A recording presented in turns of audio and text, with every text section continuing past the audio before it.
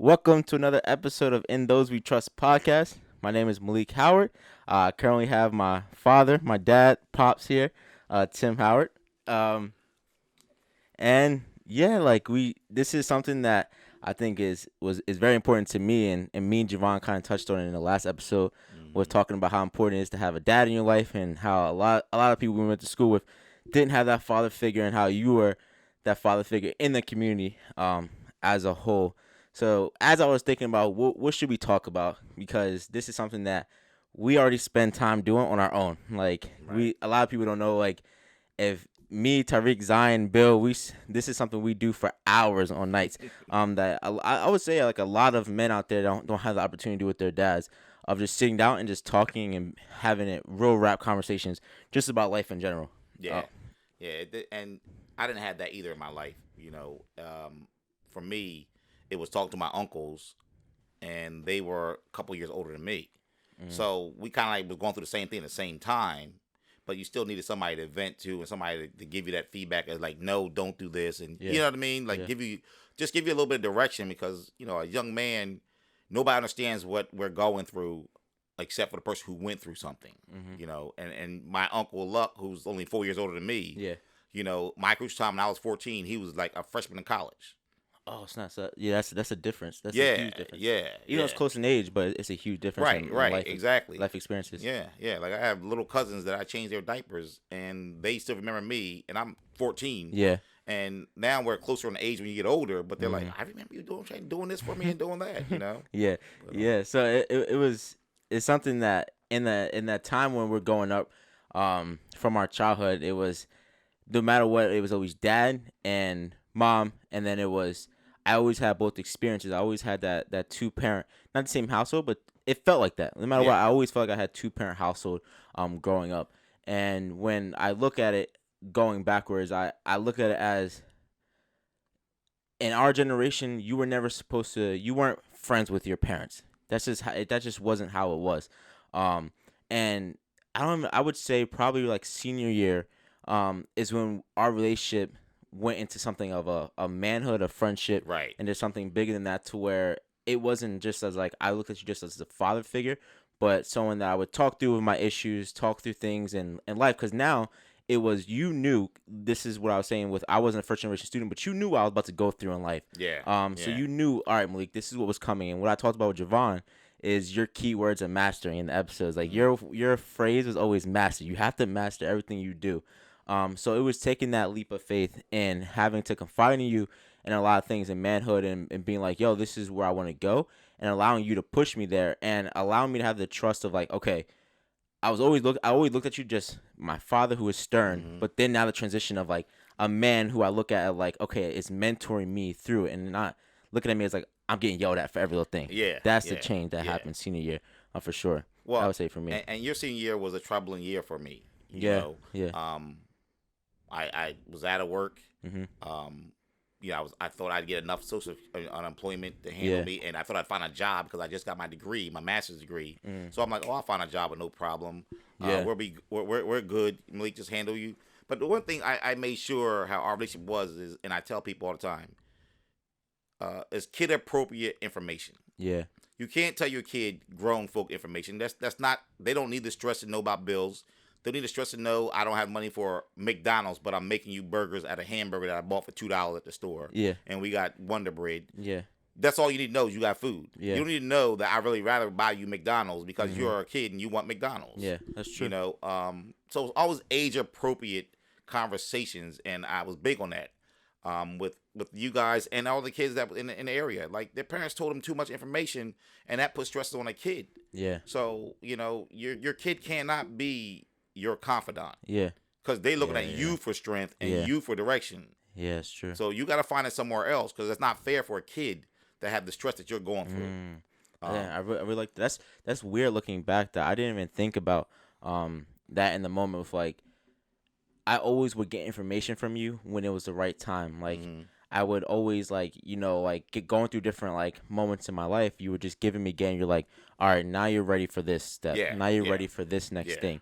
That's what you did all the time. And like, looking back, that's crazy. I didn't even think about, like, you. that's something that you cherish and is important to you, is information needing to be told. Right.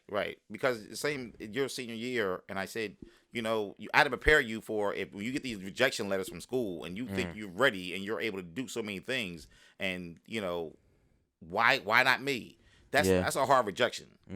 That's a hard rejection for kids, and I've seen kids, with Bill's friends when he went to college and different things, and that rejection hurts a kid. Like, why not me? But they tell you, well, they were saying, don't have your whole school applying to the same school that you're applying to. And to prepare you for rejection, because rejection is real life. And if you don't prepare your kid for rejection, because a lot of parents don't prepare their kids for rejection, they're gonna fall apart. I mean, it was hard for you that you didn't get accepted, and I was like, I told your mom, I said, listen, this is the best time it can happen. Even though I don't want it to happen. But I made sure he's gonna get into college. He's going to school. When he wants to go away, every kid wants to go away. Everybody's not mature enough. Well, he's mature enough. You were mature enough to go away to school. But with this roadblock, I had to see what your maturity is going to be.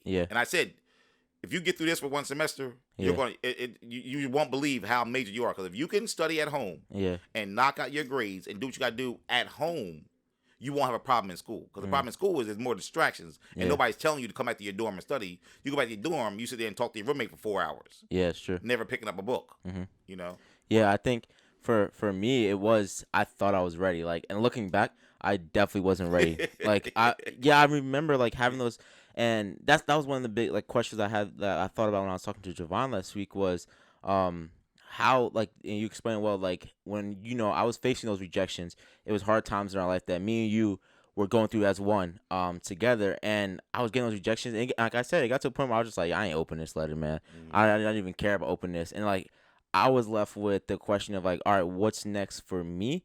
Whereas you were on the back end figuring that out for me. And like that's where you were like, okay, I know Ron has EOF because I was an EOF student as well, and that's where you went ahead and made sure I got an interview through EOF. So when I was going through that, I was just like, man, like you're right, like that adversity that I was facing definitely prepared me for later in life adversities, and something that I'm facing right now within applying schools again. And that's the hardest thing for kids, and the hardest thing for parents is to be honest with themselves and their kids.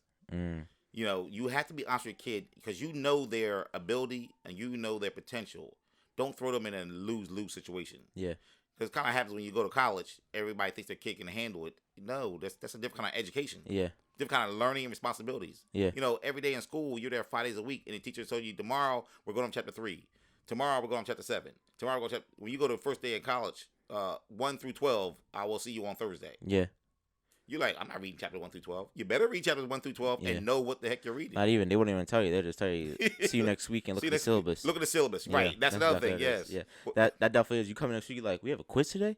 You're like, yo, who you knew we had a quiz? Yeah, nigga, we knew. And you're like, oh, snap. Now I got to get on it. But yeah, like that transition. And really what made me want to have this conversation more is watching the Tiger documentary. When we watched, and I told you, I was like, yo, this is going to be an episode for us. We got to watch the Tiger documentary to see how the relationship between Tiger and his father and where we agree and where we disagree. Because a lot of times, like Tiger, you see that he kind of was looking for outlets. He had to search for an outlet.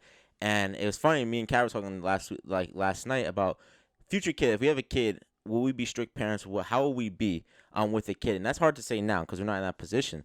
But we never felt like we had to sneak around. We never felt like, okay, I grew up with a strict dad, I would say. And I grew up with a dad who was on top of me, making sure my grades were right, but besides that, I had freedom because he knew, okay, you do what you have to do. You could do what you want to do. Right. And I never felt like I had to sneak around. Never be like, okay, I got to leave tonight to figure out this. It was, I talked with my dad about what I want to do, and I never had to sneak around. Towards Tiger, I felt like he had such, when you're growing up, he had so much on top of him that like he just didn't know. He needed something to go. Right. And the old and talk a little closer so okay, sorry about that. You get. When people say about stars, their parents robbed them of their childhoods and different things like that. You're a parent, so you still have time to let them be a kid. Yeah. But when you get obsessed with how your kid's gonna be, that's different. He became obsessed from his dad saying, yo, this kid is phenomenal. And he was, and he is. But he got obsessed with making sure the world knew he's phenomenal. So then he didn't have a chance to be Tiger the kid, Tiger go hang out. Because he knew where they were at, Yeah. they had access to a lot of money, which means access to a lot of other things like drugs and things. Yeah. So if he hung out, and I'm not saying he would have done that, Yeah. but that's what those kids were doing. Mm. You know, when you got access to that kind of funding and you throw parties and your parents are down in the Bahamas and they left you home in high school, yo, you know things can get wild and crazy. Yeah. You know, and that's where his dad controlled him so much. So as a parent, you're seeing, like, you saw in us, you saw in all your kids, you saw something special within us. How is it trying to, manage what you see in them that's great, to where it doesn't push them to want to backlash against you? So, like, you saw in us how, like, we were good at sports. Yeah. We could have been like, Dad, I don't want to do this anymore, like, if you were pushing us too hard. So how do you ride that line of, like, I'm just guiding you? And you know what? It's funny. A lot of people just tell me I was too hard on you guys when it came to sports. Okay. And, starting with Bill, I mean, he was 6, 7 years old, and he was fast as lightning, could run, and understood vision in football. And I was like, well, everybody can't do that. Everybody can't run through a hole at 7 years old that's hoping that somebody's blocking somebody with the ball and then know when to cut. Yeah. And it was like, okay, this is what you want to do. I'm going to help coach, and this is what we're going to do, the vision of it. But then you also want to make sure people always beat you down when your kid is good, when you're a parent. Oh, you're trying to live through him. They don't understand when you see something and you know something. And if if you're able to coach them, you understand. Guiding. Because the big thing with me was I was always super small. So I didn't have a dad or anybody or any coach guiding me. They just knew I was fast, Yeah. But to understand, to see potential in everybody, when I got older, I was like, okay. And then I seen other kids' dads, they were overbearing. Yeah. I remember, this kid, there was two brothers on a team. The older brother was big as hell, and the younger brother was small.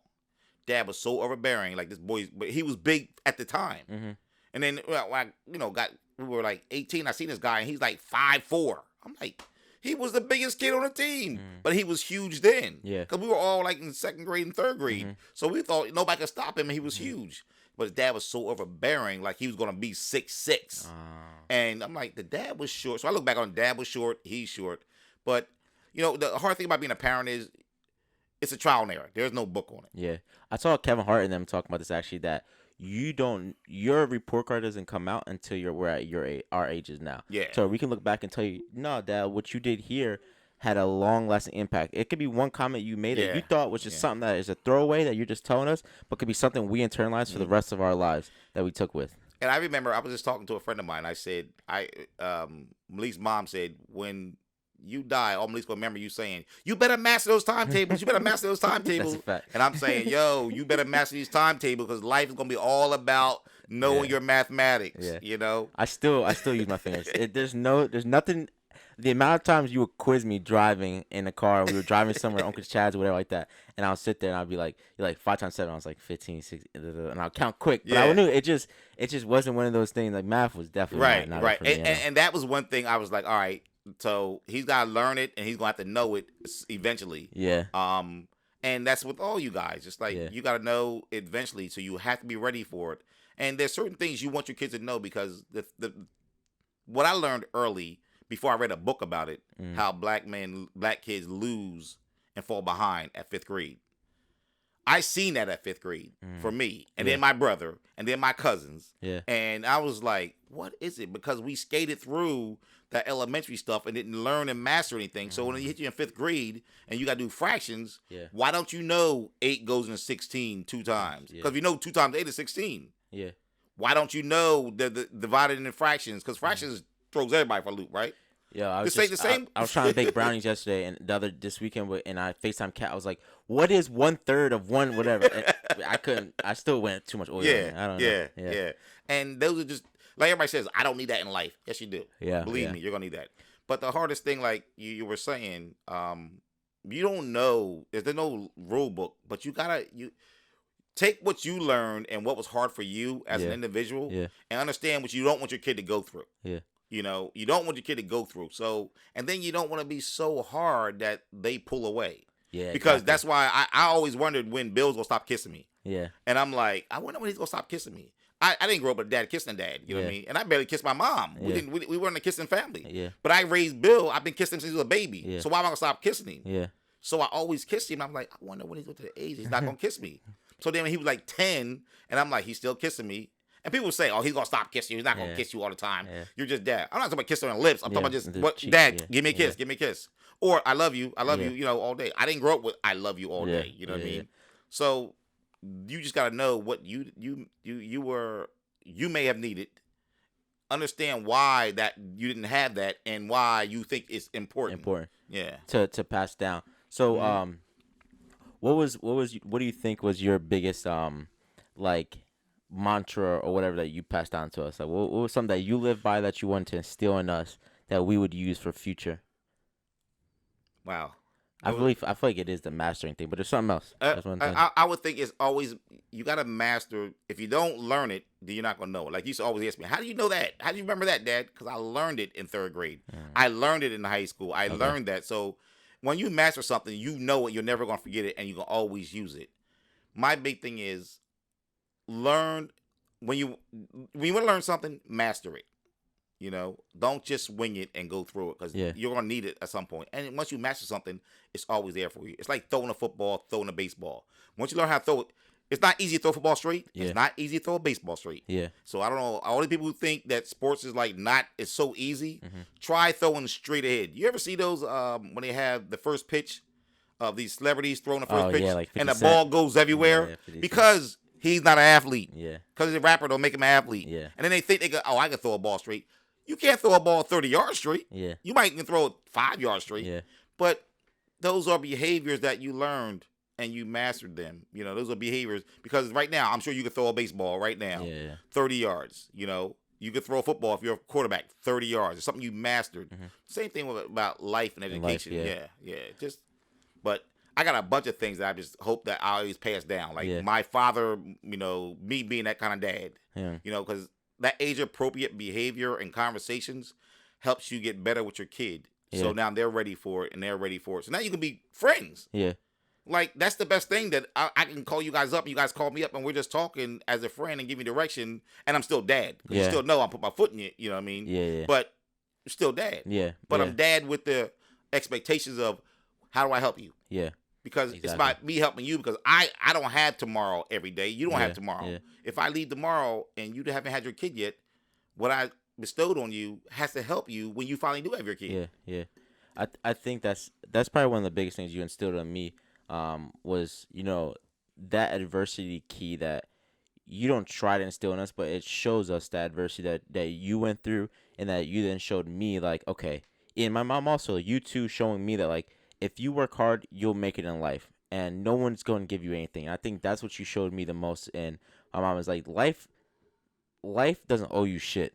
Right. And that was the biggest thing that I seen from you, was like, yo, life doesn't owe you anything. I don't owe you anything. Life itself doesn't owe you anything. So go out and you go get it. You take whatever life is giving you. So I'm going to put you on a path to go chase it. It's about you now wanting it. Right. And that's one of the key things that you did. I would say for all of us, and it depends on which one of us would take it and which one of us don't want to take it. But you could put us in that path for us to take it. But growing up, hell yeah, I was like, yo, my dad is too hard. He's so hard on me. But it was an expectation to be great. And that's why I brought it up on my first other podcast I did with Onwards, and we talked about how hard you rode me in school. And I was like, yo, you're riding me so hard. If an A should have been an A plus, a B should never be a B, and a C you doing like that's the bottom of the list. And I did bad in school. I would say there was times I did horrible in school, and I stepped up to the matter. Especially when I got to high school, I figured it out. But I would look at it like, and I said, Dad, why are you so hard? What did you get in school? And you're like, I got C's. And I was like, so why are you hard on me?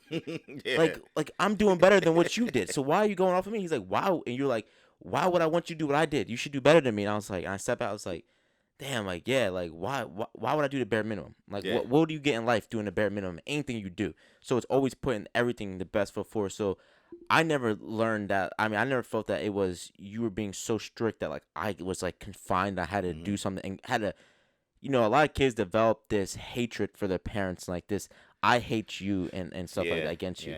Well, you know, it's crazy. I don't remember ever my mom checking my homework. Oh, I couldn't do that. I wish you ain't checked my homework. Jesus. Like, really, like, I remember checking my brother and sister's homework because I knew they would come to me, I can't do this, I can't do this.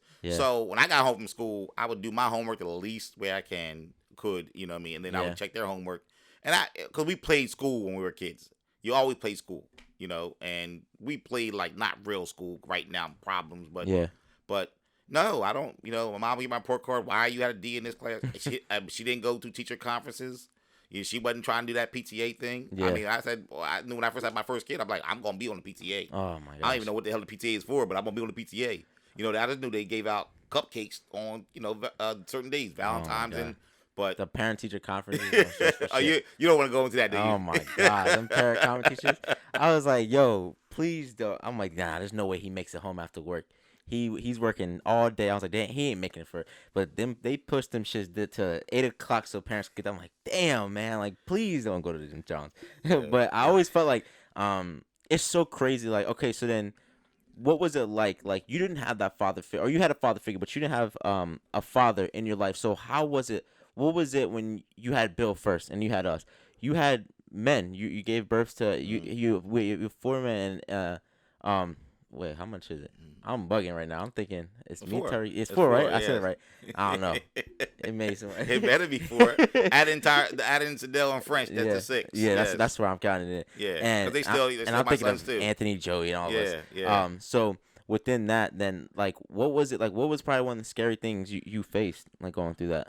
Well, with Bill, I was 20. You know what I mean, and I was in college.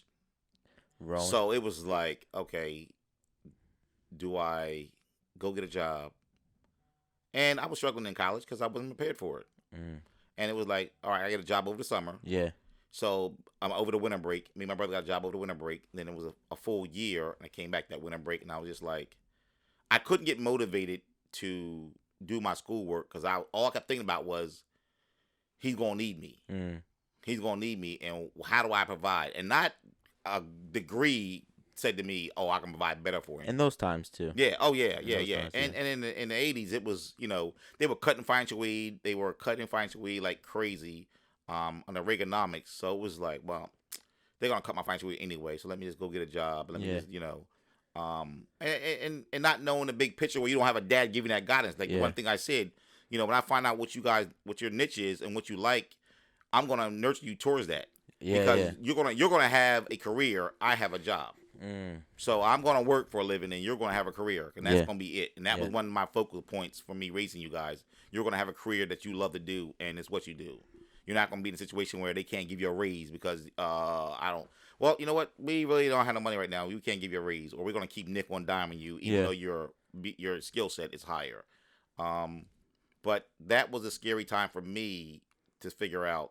All right, let me just go get a job. Wow. And then I ended up in a job that, I ended up being able to help people. Yeah. So, and I ended up, being assistant supervisor in like a year later.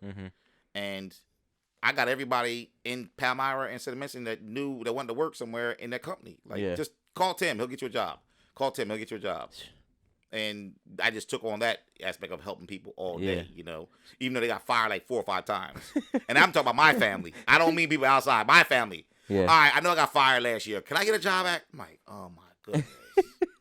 Putting the whole town on the top. Right? Yes. That's funny. I don't know. So within like that was I couldn't imagine being. You were a freshman or a sophomore going in sophomore year. No, it was going right. It was going to my sophomore year. I couldn't even imagine sophomore year going into that. Like now your life doesn't matter. It's not about just you. You can't make decisions on yourself.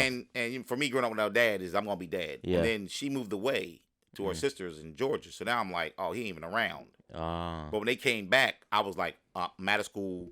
I got him. We share time. You got him 1 week. I got him 1 week, and that's how we gonna do. Yeah. And when I work, I said, well, I'll just pay my great aunt to take care of him. And this is like an infant. You know what I mean? And I'll just pay for him to be there the week. Me and my brother was back home with my mom. Man, I'm tired of hearing stories about Annie, and I never got to meet her. Oh man, she was was crazy. She was my grandmom's aunt. The fact that you know her name, that shows you a lot. Yeah, and we used to spend summers there, and it was fun when I was a kid. Yeah. But when I turned 13, I'm like, I'm not spending a summer over there. I want to hang out with my friends in summertime. Yeah. Mom was like, oh, y'all going for the summer. Where she live? She lived in Brooklyn City. So you were going from where? Palmyra? Oh no, we lived in Brockton Township, and So you really wasn't going that far, but at the time you probably thought you was so far away from oh every. yeah. But when you leave your friends for the summer, you know what I mean. It was like, yo, what's going on? But That's funny. and we grew up on the block in Brockton City, and then the kid 2 doors away, he was allowed to go to other sides of the town. We weren't allowed to leave the block. Yeah. And then when I was 13, I'm like, I'm not sitting here, Andy. This ain't no more 5-year-old and 7-year-old Timmy and Ray Ray running on up pole to Stay in pole. the yard, yeah. Yeah, running pole to pole right here in front of the house. So we got to meet more guys in Brockton City and hang out with them. Then I got to see what was really going on with a bunch of knucklehead people, Yeah. you know. But they were cool guys, but I wasn't involved in that. Yeah. So by the time I came back to Brockton City for high school, everybody knew me. Oh, yo, Tim, yo. Yeah. So everybody from Edgewood Park was thinking, because we lived in Edgewood Park at the time. Yeah. How you know these guys? I'm like, I used to hang out in the city. Yeah. And so, Because, you know, from Edgewood Park, Edgewood Park is Edgewood Park. Yeah. Brockton City is Brockton City. So it's different upbringings and different cultures, you know. But it was great. That was one of the things. My mom moved around a lot, and I always had friends in every town. And that's one of the things I did never want to have happen for you guys. I was like, I want my kids to grow up in the same school system from kindergarten to high school. That was my dream. Yeah. And then it just life don't happen that way. And I was shook. I was upset, and someone told me, you know, well, this is what life is, man. Yeah. You can't cry over. Yeah, you can't control that. So I was like, wow, you're right. So hopefully my kids benefit from seeing me move, and even though I didn't want to have to do that, situations, you know, it played out that way. But you know, life is hard if you don't, you know, like I said, life don't give you anything or owe you anything, but life is hard. Yeah. You know, and the only thing that help life easy is you make the best choices early. Yeah. I think that's one of the things that you like.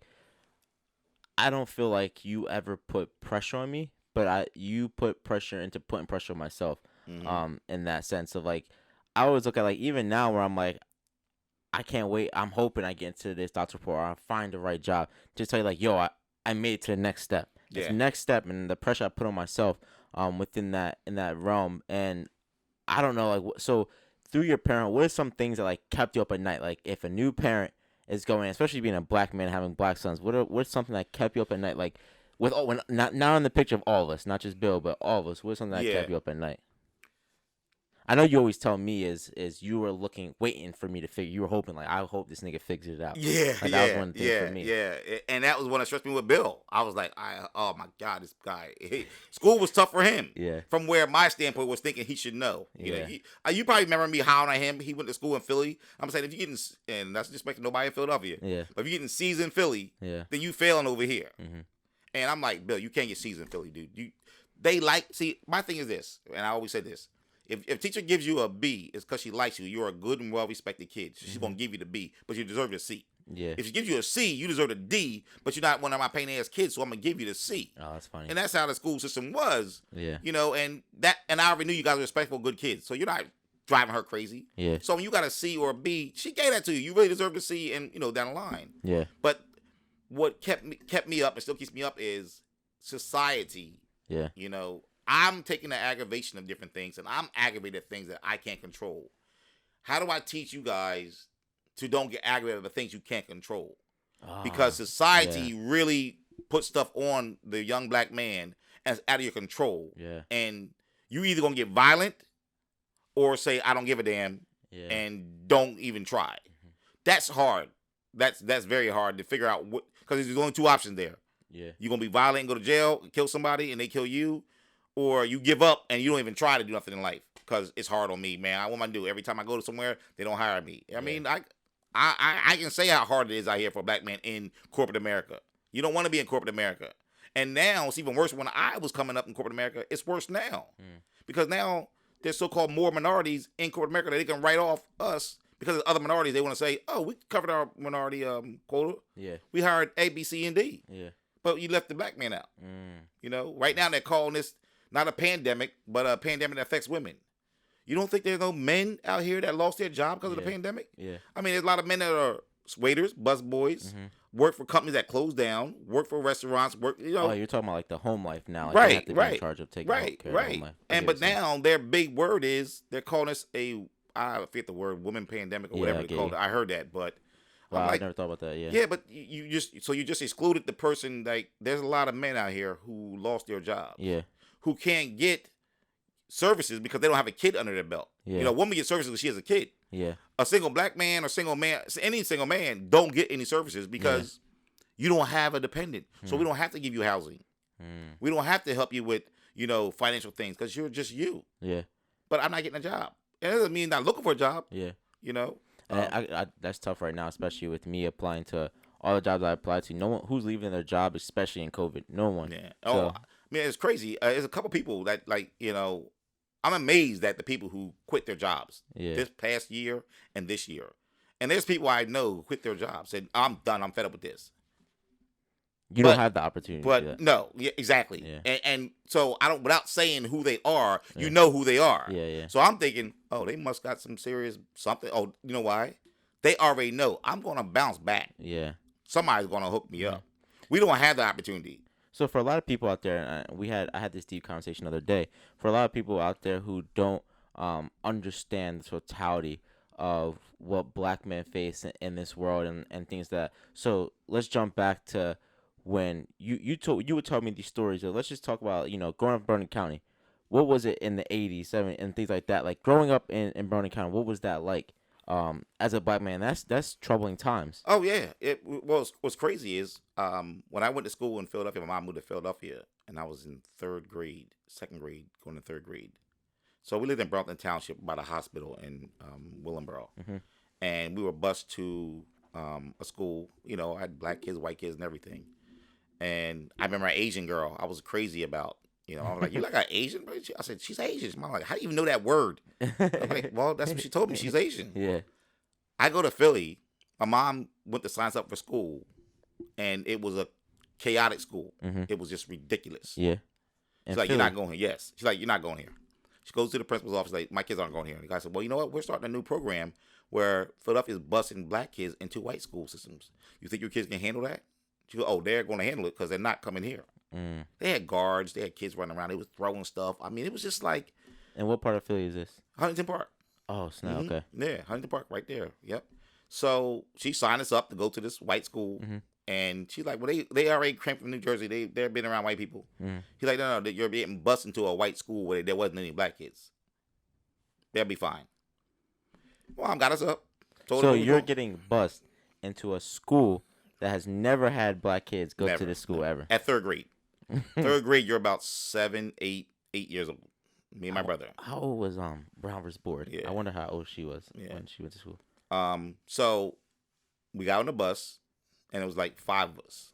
So 5 kids was trying this. It was me, my brother, another kid, another boy, and then 2 girls. We get there, and there's protesters and police all over the place. And the bus ride, we had a bus mom, and she's like, "You guys gotta be okay. If you don't feel safe, you let me know." And we're like, "What the hell are you talking about? We're on a school bus going to school. What do you mean feel safe?" Yeah, you don't know as a kid. No. We get there, and it's a crazy scene. Like, you seen the scene when they first, you know, think about, like, Remember the Titans. Right. Exactly. So that's how they were in front of the school bus with signs and throwing stuff at the bus. All adults. So the cops came up and got on the bus, said, "We're going to escort you guys in." I'm like, what in the world? And nobody. For context, what year is this? 75. And think about it. A lot of people think 75. Everybody's like, racism wasn't going up in the North. Right. And this is in our backyard. Yes. So let's not forget that. Right.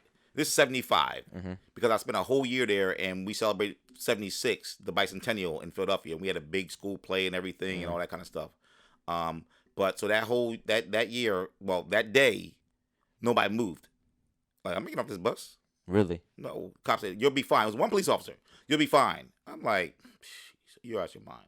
So So late, our team, our bus mom was like, "Get up, come on." So I'm in the front, and everybody's behind me, and we're walking. And then this officer really just walked off the bus and walked into the schoolyard with all these parents still here. So one of the guys ran onto the school bus.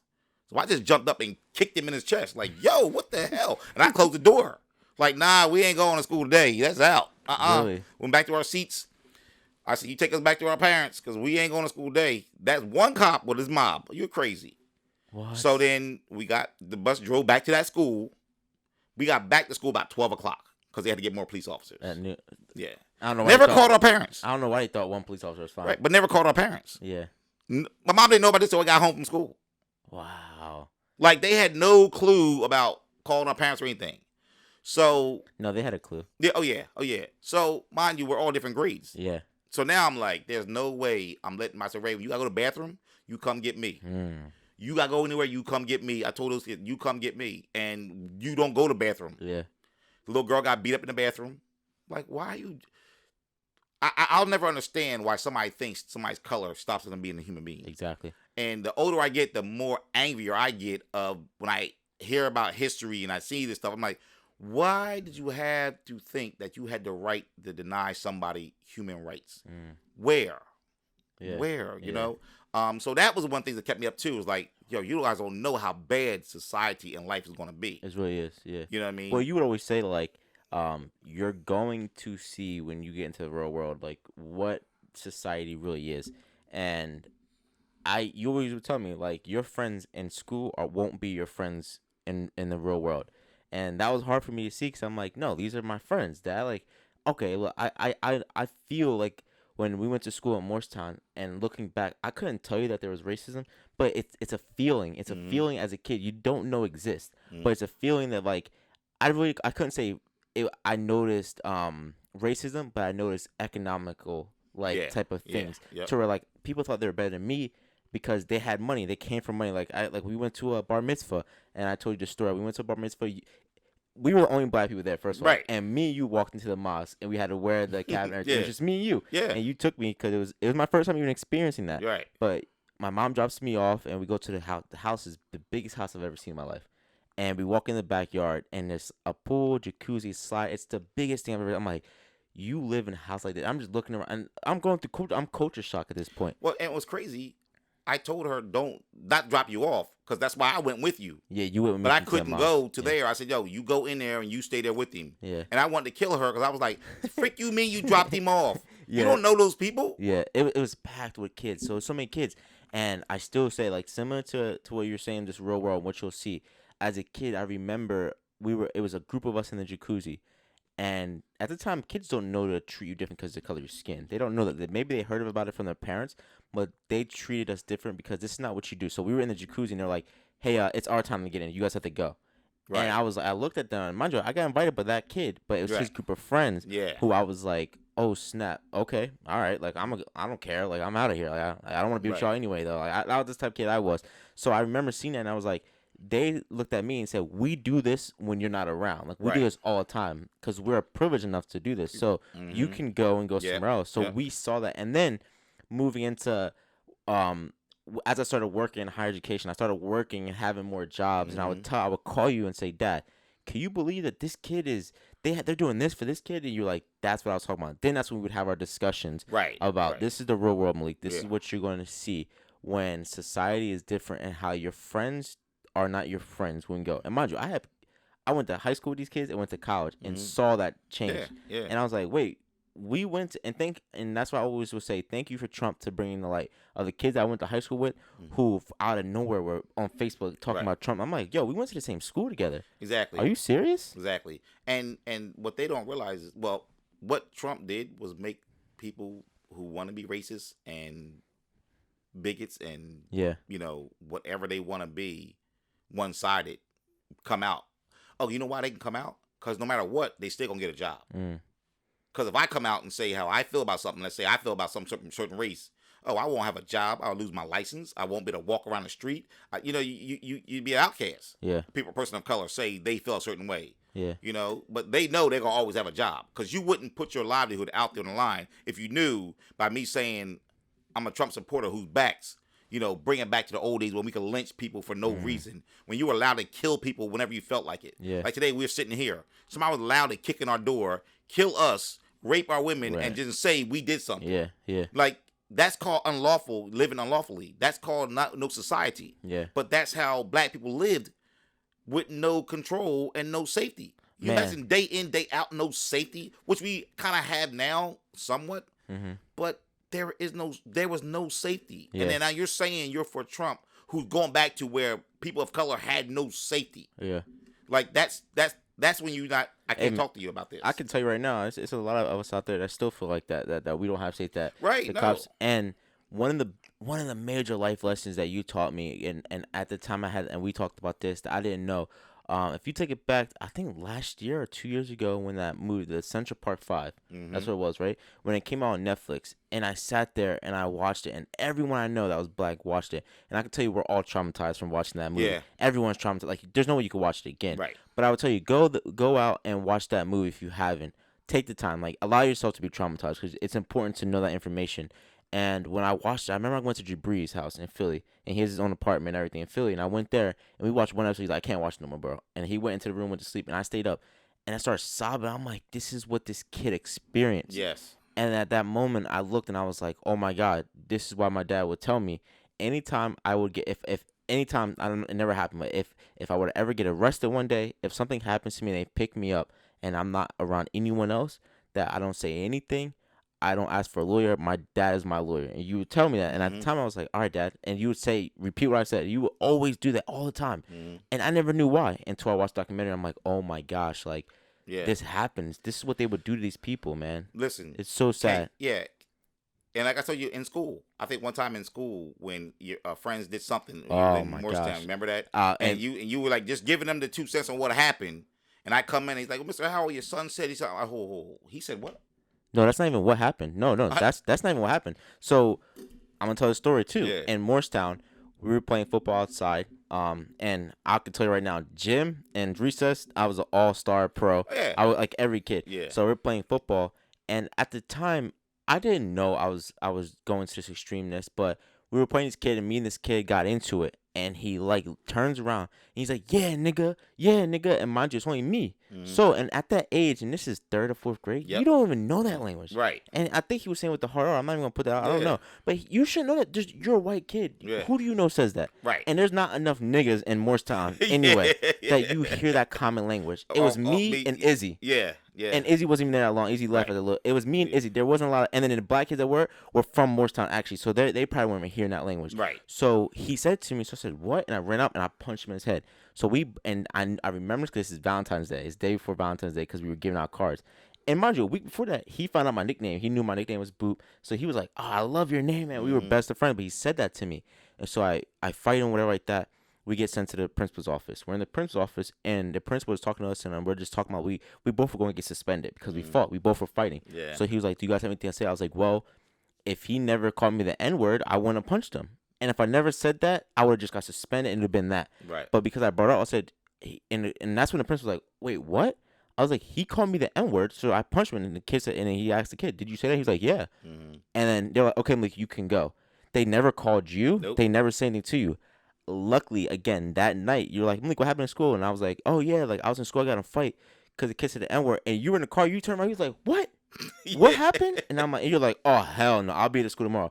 But for them not to call you, like, why you don't think you have my kid in the principal's office and you don't think a parent should know that you're talking to my kid? never called you. No. They never called you. So then that shows you, they knew what they were doing. They were trying to hide this under the rug. Oh yeah. For this kid. Yeah. That's yeah. it's so crazy to look back on and see that how that existed. But one more thing though, you were talking about the 80s. The 80s was when it was racial profiling driving. yeah. So Hey, also going to that. you had Reaganomics cutting everybody from. Here, take a little closer to the mic. sorry. Yeah, you're good. Yeah, Reaganomics cutting everybody from leaving out of school. So now you don't have any grants. So you could be in your senior year. Yeah, watch out from holding this because it'll make the sound. Oh, okay. I was wondering. Yeah, hold on to it. Yeah, hold it. You can hold it there. You'll be Okay, alright, but just don't hit it. It was people come up from Reaganomics, school, and then in summertime, high school kids got jobs. What was college kids didn't get jobs. The government didn't give those jobs. They just kicked you out of college with no grants and no loans, and then high school kids got to work over the summer. Wow. Well, so then you have racial profiling. So everybody got their license. Now you're getting pulled over. So now you're like, wait a minute, what? You couldn't drive past a police officer. And you're in Burlington County. Yes. Let's just talk about that. Yes. Okay. Well, see, I grew up in Burlington County when I came back from Philly and everything. So you did not drive through Riverton, day or night.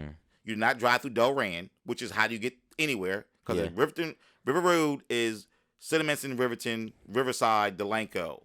130 is Cinnamon, Delran, the Willenboro. You were safe. Yeah. So, but to get to Willenboro, you had to go through Delran and all those guys. So you got pulled over. Yeah. Day or night. And when we got pulled over, you were held there for a minute, and you fresh Mm. out of you're in the high school, Yeah. you know. And then when I was out of college, when I was in In college, college, coming yeah. home, me and my You would tell brother, me all the time. Yeah. yeah, we got pulled over all the time. I mean, I just we go to sleep in the car. Mm. Like we would sit there that long, we'll just go sleep in the car, lay my seat back. All right, go ahead, hurry up. But the one time when I was in college and we came out, we went to a club in Philly. We came back and the cops pulled us over. I mean, my brother was like, "Oh man, why you go?" I said, "I'm tired of going the long way. I'm going because my friend lived in Beverly. So you knew you was like, I know I'm gonna go through it. Fuck this. I'm tired of it. I'm tired of this. Yeah. I'm going through Riverton regardless." That's what we always talk about. I don't know how. If I were to go back in each era, I don't know how. Even before that, like in the '60s and everything, how yes, black people yeah. were able to hold in themselves to like, yes sir, Yeah, and just yeah. keep their head down and go. and get beat in the head for nothing. Oh, I couldn't imagine. So getting pulled over, yeah. So we get pulled over, and I'm like just livid. My brother's like, calm down, calm down. I'm like just hot. I'm like, why are you pulling me over? All I did was drive back. I couldn't have been speeding. I just left a red light. License registration. You had DWB, Yeah. didn't you? Huh? You had DWB. Yeah, driving while black. That's it. That's all he knew, right? Yeah. So where you live at? Does it matter? Yeah. You got my license. Oh, you don't want to talk? Oh, you being smart. So then another police car pulls up. Now my brother's like, oh my God. So we got police cars all over the place now. So we get out the car and they throw us on the car and all that. And I'm like, so then You asked for this. They call a cop from Palmyra, black guy, right? Yeah. He comes up and he's like, shut your mouth. You leave your license back and get the hell out of here. So we get back in the car. I'm like, oh, shut my mouth about what? He's asking me questions. Yeah. We get in the car. He's like, get the fuck out of here and don't come back. I said, okay. I go down the street. I turn around and come right back past all of them. Now it's a high-speed chase. What town are you in? Riverton. Oh. So my brother's like, oh my God, what are you crazy? We're going to get killed. Like, you don't tell me don't come back. Yeah, it's your town. That's how you taking it. Yo, they spun us, came after us, pulled us over again. Start screaming like crazy, snatched me up, pulled their guns out and everything. And I'm like, mind you, I'm only 5'2". You're in college at Yeah, that. yeah, You're exactly. 5'2" in college. Yeah. Like, so I'm really not a threat, No. but I'm a black man threat. You can know pick what you I up mean? like this if you want. Trust me, yeah, trust me, yes. You're yes. And Tyreek. then I go down to a school system, Rowan, which is they told us, don't you go in Pittman and don't you leave off this campus. That's even scarier. Yes, when we went Yeah. to Glassboro, and that was Yeah. in our orientation. So of course the first thing our dumbasses do is let's go walk around the town. Oh my About god. 20 of us walking around. And you're EOF, so you're all black. Right, exactly. And Oh, gosh. man, you would have thought they called a SWAT team and everything. It was like, we even go in the store. We're just walking down the streets like trying to figure out paths and stuff, Yeah, and that's where, yeah. And they was acting like we was breaking in doors and kicking in doors or something. Yeah. That's crazy how like even when you were at Rowan, but Glassboro State at the time. What year was this? 85. I got my high school 85. 85 to 89. So you were there in 89, and then I went there in 2016, 2017 is when I moved on campus. So even like think about how far like the differences in years. Every time I went to the Walmart in Glassboro, I always had racial issues. Yeah. Every time. Yeah. I had a racist issue every single time, and I'm like, yo, I'm not coming to Walmart no more. And look what that difference is. Like shit doesn't change. And I ran into that issue, and I'll talk about that too. When I went to Glassboro, I went with one of my frat bros, and we were there, and we pull out. We just pull out, and I'm driving in like regular where the lines are, and a guy just pulled out in a truck, and he goes slow, and I'm like, yo, what is he doing? So then I'm not an angry driver, so he pulls out and he just stops. So he's looking for trouble. By the time I didn't think of that, I'm like, whatever. So I speed around him, and I slow down and look up his window, and his kid is cursed at me. He's like, fuck you, that's me, right? And I was like, what the fuck? I couldn't believe. And I promise you in that moment, I slowed down, and I looked at the kid, and I saw all the hate that he had in me. And for him to do that to me, right? So I speed off. He revs his engine, trying to hit me. Yeah. So I'm like, whoa, what do you... And I swerve, and I'm like, you know what? Fuck this. Today's the day. Because as a minority in America, you just get fed up. You're like, I'm not taking this shit no more. Yep. So I said, you know what? Fuck that. I was like, yo, get out the car.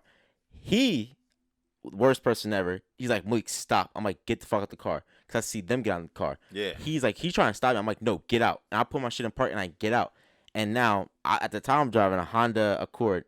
He don't know how big I am. He sees me get out, and he has a cigarette and he has a son. I walk straight up to them, and I'm like, please allow today be the day because I'm looking for it. Yeah. And I never will ever claim to be a tough guy. That's not who I am unless it's the football field. That's where it comes out. But I'm not that guy. So for him to then walk towards me and him like, all right, go ahead, drive off. And I was like, no, you drive off. Go. And for me to see that dad put so much hate into his kid for another minority man or whatever, a minority in itself, showed me like this America still exists. Yeah. Let's not forget what America is and where it comes from, and that when I hate when they say let's change, and that's what this movie I told you about. I don't know if you watched it yet. That just came out. I know. Judas' Messiah. Yes. It's. I'll look it up and I'll put it in the thing to watch it out. Yeah. But that's what showed me that like when people say slavery was so long ago, let's just come together and be one. Fuck that. No. Because this happened in the 60s, 70s, 80s, 90s, and now. Yes. So, no. Yeah. Until it changes, I'm not. I'm sorry. Listen, we can't kumbaya over every situation. And what kills me about when people got on the Trump bandwagon, like, you know what he's promoting. Yeah. So, you didn't jump on Farrakhan's bandwagon when he said protect the human beings. Farrakhan didn't say protect Muslims. He said protect human beings. I need to do my research on because he's always saying protect your fellow man, your fellow woman, society as a whole. Yeah. So, but he's a person who preaches hate. And everything they put out, he preaches hate. Yeah. So this guy doesn't preach hate when he says let's go back to what we used to do. Yeah. What we used to do is what? Terrorize people for no reason. And you got to remember, too, that means to people who don't want to be voiceful or out there on their line with Trump, they are managers, supervisors, directors, vice presidents, and presidents of companies who have the authority to hire who? Anybody they want, fire anybody they want, treat them any way they want because they're in their company. Because other than government companies, you can do whatever you want to your employees under certain things. Yeah. Your human resources know who to hire. Oh, we're going to hire 2 black people out of 100 people. How you helping society? Yeah. So that's very important when we're talking about today's times. And I really want to bring attention to this because, and I'll put, you're on Palmyra's borough. And there's an issue that happened. And so I'm going to put it out there so then they address this issue. And this isn't something else. Because this is the 3rd time this has happened. So speak about what happened exactly. So it was funny. Speak about your position on the council. Yeah. I'm a council member in Palmyra. I'm running again this year for re-election. I've been on there 6 years now. Council president for 4 years, which is like your deputy mayor. In case the mayor is not available, you step in. You pretty much lead council on different directives and everything.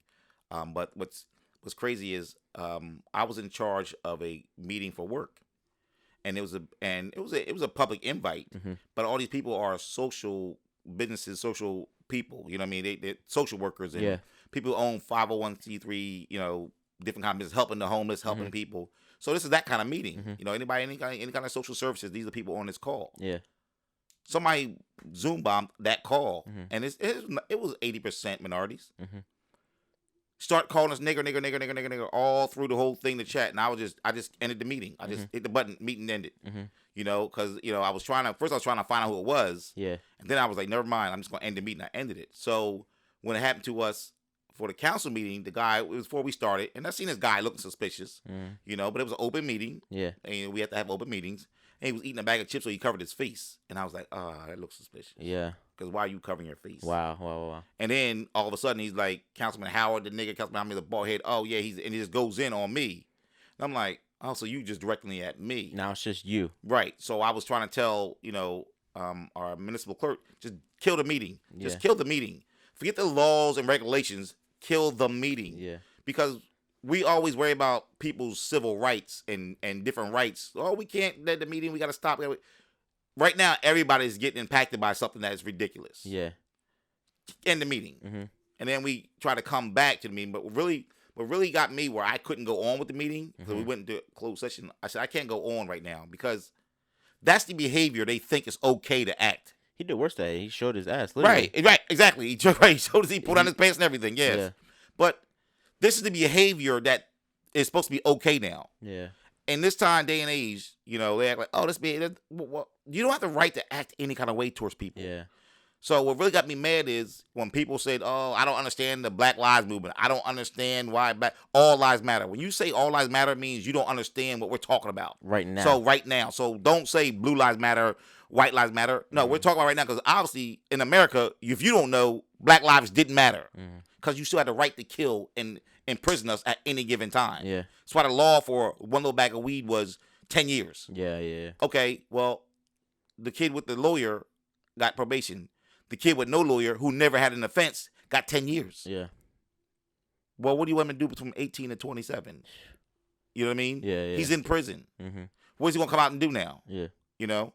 So now you have a record and they make it a felony record, or you take a plea and go, all right, I'll take a plea.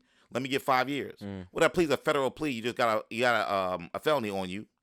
Whose jobs already say on the application, if you have a felony, they can't hire you. Why does that have anything to do with it? Because if you serve your time, your felony is really over. You know? Yeah. But they make sure that's on the application, right? Mm-hmm. If you don't say what criminal record you have, that's why do you need to know that? Yeah. I'm not asking to be your accountant. So if I'm gonna be your accountant, then you need to know if I embezzle something like that. I get that. Yeah. But that's you do your background check.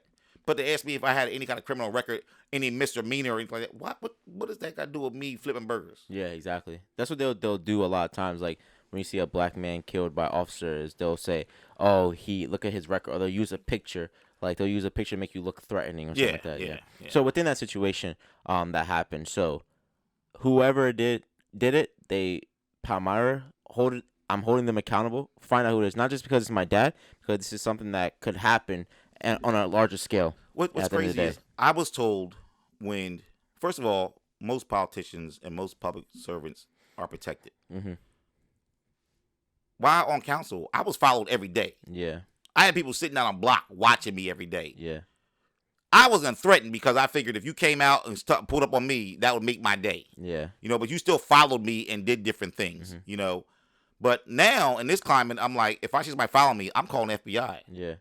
You know. In today's climate, I have to. I'm calling FBI. Yeah. Like, hold on. I see somebody's car. I mean, they used to take my mail, check my mailbox, take my mail. You know, somebody went in my car and took my mail. Yeah. You know, and I grew up in Palmyra where you don't lock your door. You lock your car doors. Yeah. They know it's your car. Your neighbor knows it's your car. Born and raised in Palmyra. Yeah. And now giving back to Palmyra. So within that, what is something that you want to pass along to those growing up in these neighborhoods? Like, as a black man, what is some advice you can give them? Like, you're going to enter into the real world now. You're about to graduate. If you choose not to go to college and you choose to go into the working world, what is some advice that you can give them going forward? Well, I'm hoping their parents prepared them for the rejections and how hard life is going to be for certain things. You know, you got to take life serious. When you turn 18, you got to act like you've been out here for 25 years. Yeah. As a black man at 18 or any already male at 18, you got to already know the law not to break, the law that you didn't know you didn't break. Yeah. Like, you guys in high school walk down the street. Did you know there was a law you can't walk down the middle of the street? Yeah. What do we do in Palmyra when you're done football practice or whatever? What do you do? Everyone walks down the middle of the street. Down the middle of the street. Yeah. And then until the cops said to you, get on a sidewalk and I walk down the middle of the street, that's when we found out, oh, that's the law and you actually guys can actually do that? Yeah. Well, you go to a party and the cops raid the party. Well, if you're underage and there's beer there, everybody gets charged with that. Everybody of color gets charged with that. Yeah.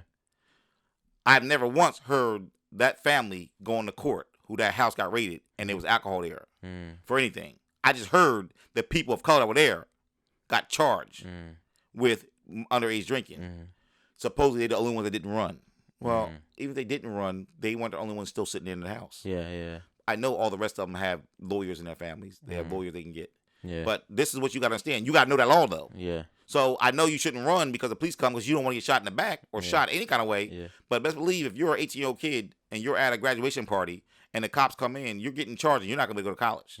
Because remember, you can't go to college and you can't get no financial aid when you have any kind of charges. Pending charges or charges. This is something they got to know. They don't know that at 18. Yeah. You don't know when you're in college if you get caught at an underage drinking party, you lose your financial aid. Yeah. You better know that. You know? Whatever 100%. You do outside your job, if you don't go to school, they hold you accountable. Oh, I heard you were doing this and you got pulled up for a ticket, so we have to let you go because we don't have any tolerance for people who do XYZ. It was like a Saturday.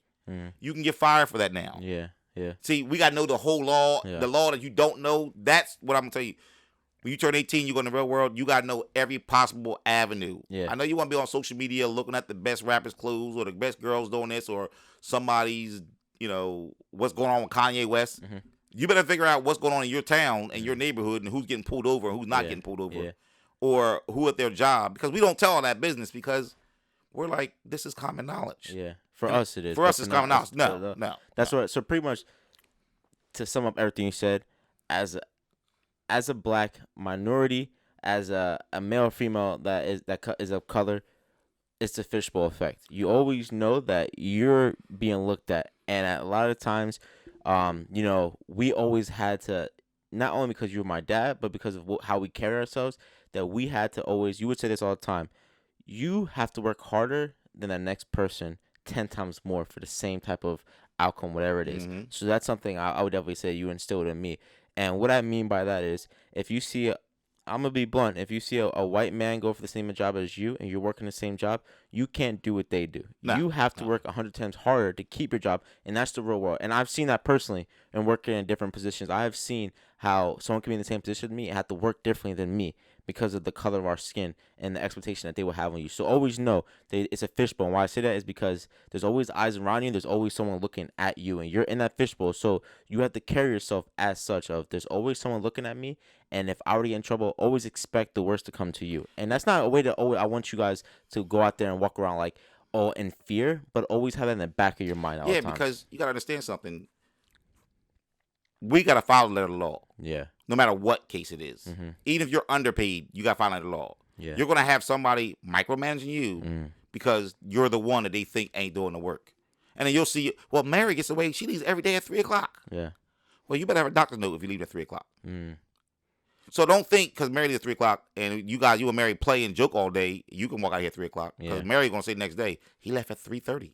Because she didn't leave today at 3. Yeah. You know, those things happen in the real world. They happen in any job. Just be, like my thing is, I'm always being told, you always a professional. You always being professional. I've always knew I had to be professional because I have to do my job. Because if I'm called in, my kids don't eat. Yeah. So, my team, when I worked at Comcast, I say Comcast, but my team worked at Comcast. We always say, well, how come we got to do and they don't have to do it? Because their manager's job don't pay my check. Yeah. Because when I'm called in, I don't get to say, oh, Mary, her department don't do this. They say, Tim, how come your numbers don't look like this? And how come this didn't happen? Yeah. They don't tell me about Mary. They tell me about Tim and Tim's team. Yeah. So my teams are always complain about why we have to do X, Y, Z. Yeah. Because you're under me. I got to do my job. So I tell my teams all the time, I do my job. So best believe everything that falls under my umbrella is going to be done and follows the letter of the law. If you thought it wasn't going to happen, then you need to look for another job because I'm going to do my job. That's why I always tell my staff, I was like, yo, I'm going to do my job the best of my ability. You do your job, you'll never get fired. But if it's me versus you, I know I did my job, you'll have to go. I'm sorry. My job means I got to let you go. Yeah. It's so crazy we're having this conversation and recording because this is stuff we do just on a Tuesday night when I FaceTime you. We sit on there for an hour and a half. So ended on a positive note. What in today now brings you happiness? Like when you find what brings you happiness on daily? Well, you know what? It's when I walk through town and somebody says, "Hey, coach," and I got a mask on, a glasses, and have my hood up. Yeah. And somebody recognizes my voice. That's what should this thing be titled?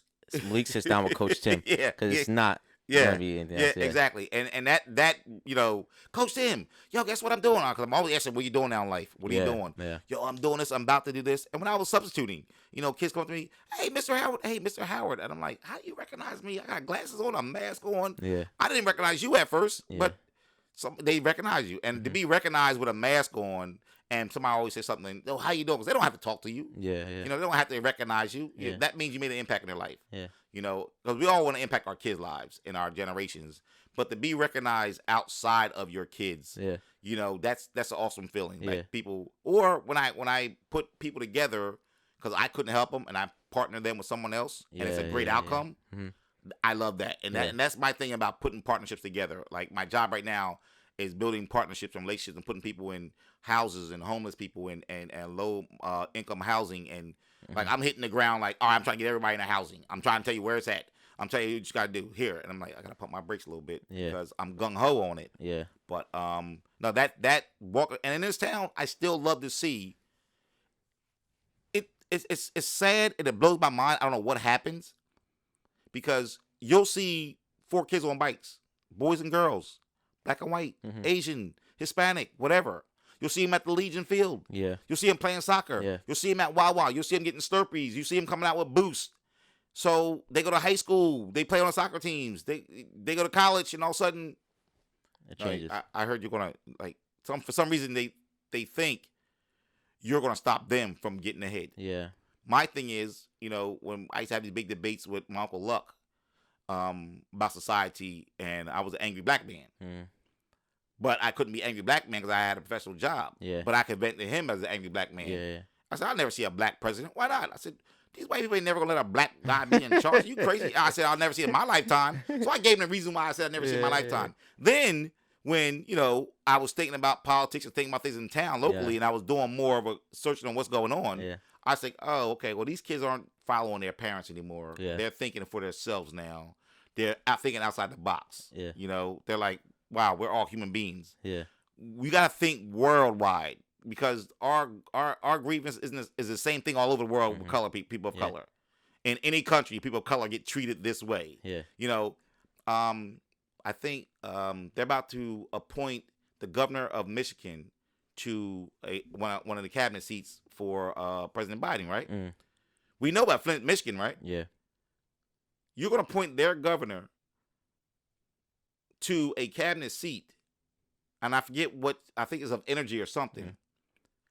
But Flint, Michigan had poor water and people dying for centuries. Still has.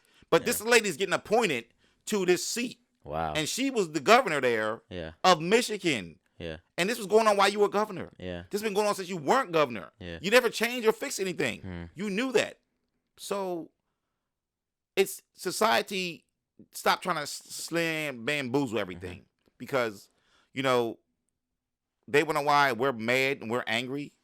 I don't understand why Trump people are angry. Nobody stops them from getting their paychecks. Yeah. Nobody puts them out. Because most people I know got 2 houses. I know a lot of people like me don't have a house or have 1 house. Some people got 2 houses. Yeah, yeah. Always have. So when they go on vacation, they ever got a place to be. And I'm saying all of them have that. Yeah, yeah. But, what are you angry about?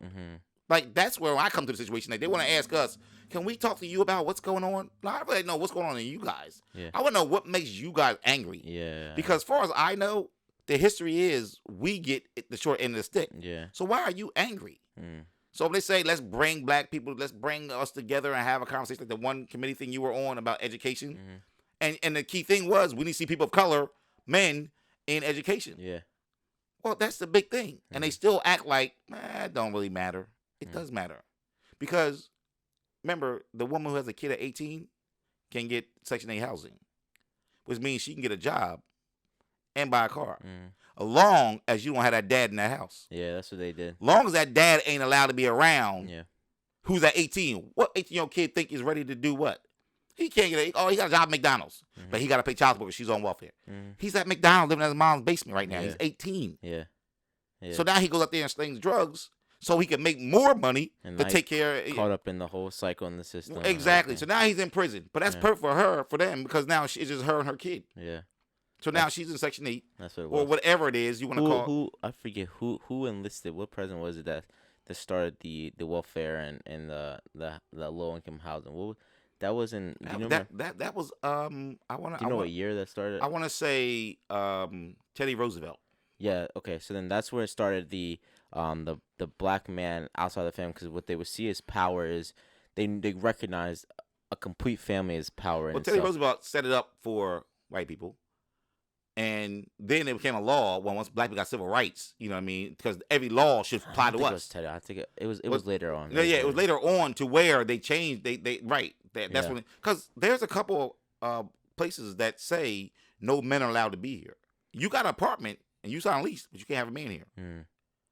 You and your kid can be here, but you can't have a man. Yeah, that's crazy. And that exists to this day, you say? Right, yeah. There's a place, there's someone, or I know of one in Camden, I know a couple of them in Camden, that says no men allowed.